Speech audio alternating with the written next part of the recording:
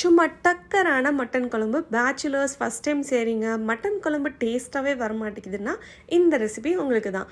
Mutton 1/4 kilo எடுத்து wash பண்ணி மஞ்சத்தூள், மிளகாத்தூள், உப்பு, தண்ணி எல்லாம் போட்டு 5 விசில் வச்சு எடுத்துக்கோங்க.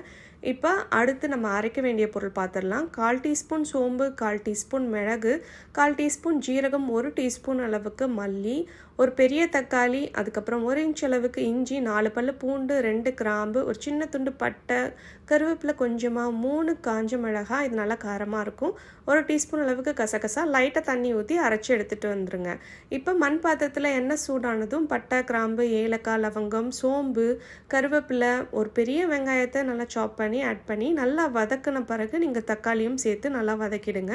அடுத்து நம்ம அரைச்சி வச்சுருக்க விதையும் சேர்த்து பச்சை வாசனை போன பிறகு நம்ம ப்ரெஷர் குக் பண்ணி வச்சுருக்கிற மட்டனோட தண்ணியோடு சேர்த்துக்கணும். இதில் மட்டன் மசாலா 3 டேபிள் ஸ்பூன் அளவுக்கு நான் ஆட் பண்ணுறேன். உப்பு தேவையான அளவு போட்டுட்டு மூடி போட்டு எண்ணெய் பிரிகிற வரைக்கும் குக் பண்ணிங்கன்னா மட்டன் குழம்பு அருமையாக ரெடி ஆகிடும்.